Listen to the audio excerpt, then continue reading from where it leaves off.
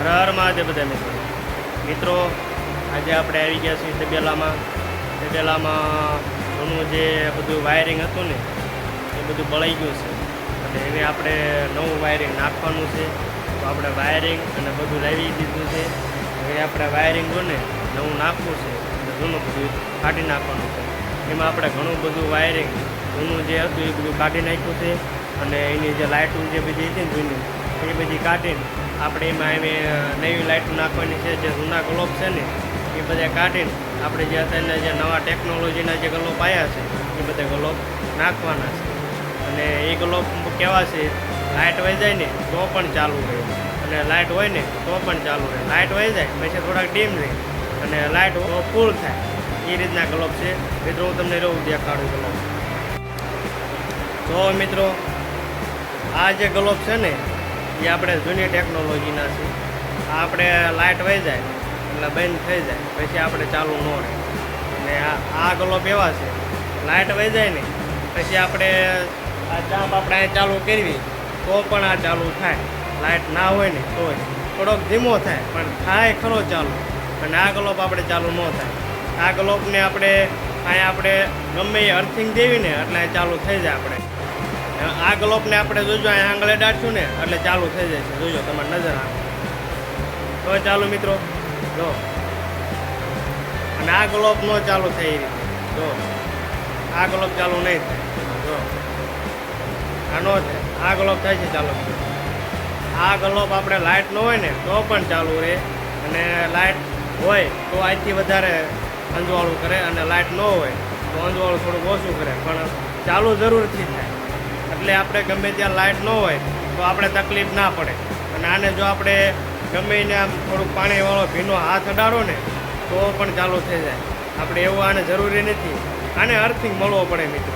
Earthing અને power અહીંયા બે જે શેણા રહ્યા ને એ બે આમ અડે એટલે ગ્લોબ ચાલુ થઈ જાય. જો તમે નજર આમે છે ને વિધાઉટ લાઇટ પણ નથી છતાં પણ ગ્લોબ ચાલુ થાય છે. આ ગ્લોબ ન ચાલુ. આપણે હવે આપણા આખા તબેલામાં આવા ગ્લોબ લગાડવાના. આપણે ગ્લોબ પણ લાયા છે એવી. જો હું તમને એ ગ્લોબ બધા દેખાડું. તો જો મિત્રો આપણે આવા 4 ગ્લોબ લાયા છે એવી. જો આપણે જે જૂના ગ્લોબ હતા ને એ બધા કાઢી નાખ્યા છે.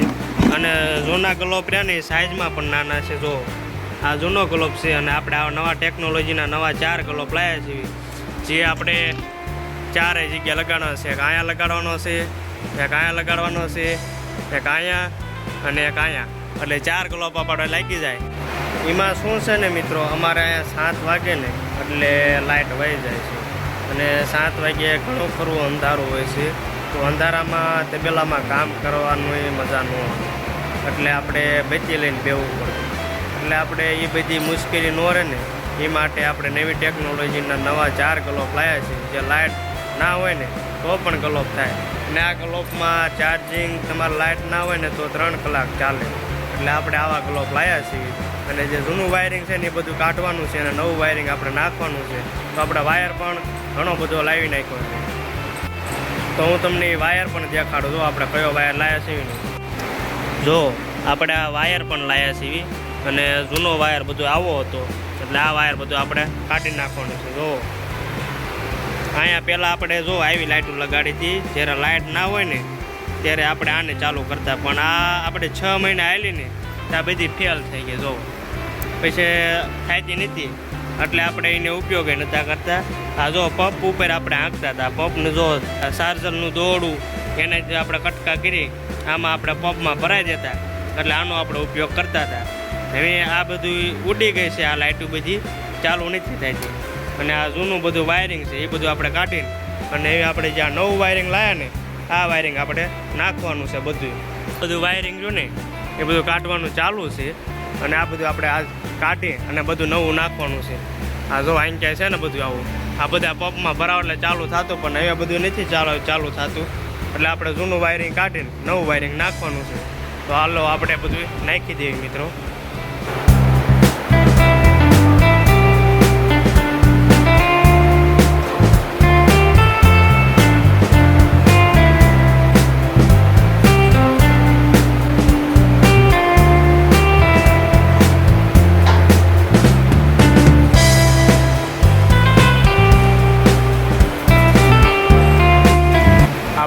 બાજુનું જે વાયરિંગ હતું ને એ બધું કાઢી નાખ્યું. હવે ઓલી બાજુનું કાઢી નાખ્યું છે.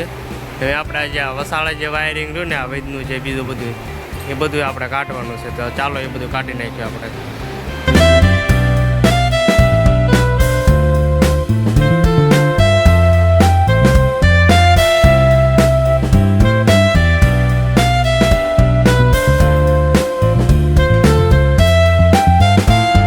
આપણે જો આ વચ્ચેનું જે હતું ને વાયરિંગ એ પણ બધું કાઢી નાખ્યું. જો બોર્ડ થઈ ગયું બધું સાફ. હવે જે આપણે આવો વાયર રહ્યો ને પીળો એવો વાયર આ બધું આપણે નાખવાનો છે. જે આપણે લાયા છીએ ને ઈવડો એ આ વાયર બધું આપણે કાઢીને ઈવડો એ બધો સારો વાયર નાખવાનો છે.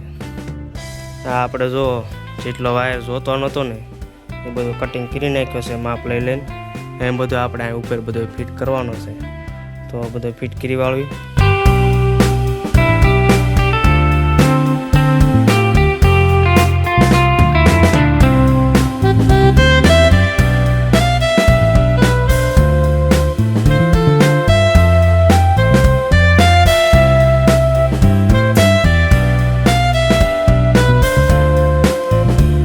આપણે અહીંયા વસાળે છે ને હાંધો કરવાનો છે.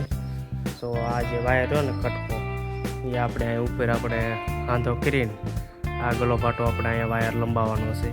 તો આપણે એ હાંધો અહીંયા કરી નાખી. અહીંયા જો આપણે હાંધો કરી વાળ્યો છે. હવે બે બાજુ આપણે હોલ્ડર ફિટ કરીને પછી આપણે ગલો ચડાવી દેવાનો છે. આપણે આ વાયરને એ રીતના બાંધ્યો છે કે ક્યાંય લોખંડની પટ્ટીને ક્યાંય અડે નહીં ને એટલે ગમે ત્યારે કદાચ વાયર લીક થાય તો આપણે ટેન્શન ન રહે. આ લોખંડની પટ્ટીને ક્યાંય પણ આપણે અડવા નથી દેવાનું. આપણે એ રીતના વાયર બાંધ્યો છે. અને બીજો બધો પણ એ રીતના આપણે બાંધવાનો છે. એ આપણે સાઈડમાં જે બધું રહ્યું ને એ બધી જગ્યાએ છે ને હોલ્ડર ફિટ કરીને ને આપણે ગલોબ ચડાવી દઈએ. આ જો આપણે હોલ્ડર બંને બાજુ ફિટ કરી દીધા છે. હવે આપણે ઉપર બાંધી દઈએ હોલ્ડરને.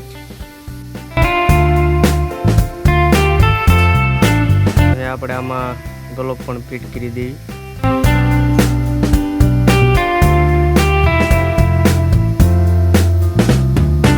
આ બાજુનું હોલ્ડર રહ્યું ને એ આપણે અહીંયા લગાડી દઈએ.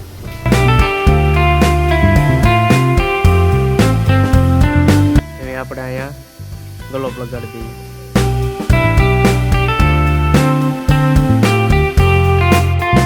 આપણે જોવો આ બાજુનું વાયરિંગ થઈ ગયું અને બંને બાજુ ગલોબ પણ લાગી ગયા છે.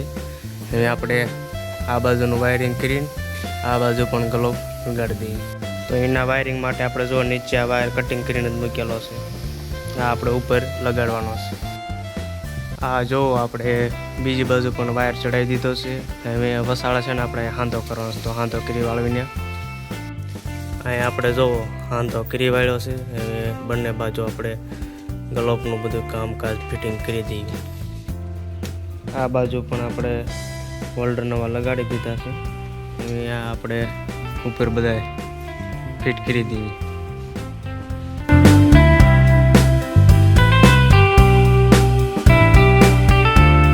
હવે આપણે અહીંયા ગલોબ લગાડી દઈએ.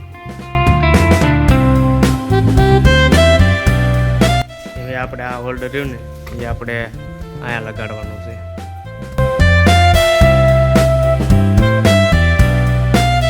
હવે આપણે છે ને અહીંયા ગલોબ લગાડવાનો છે.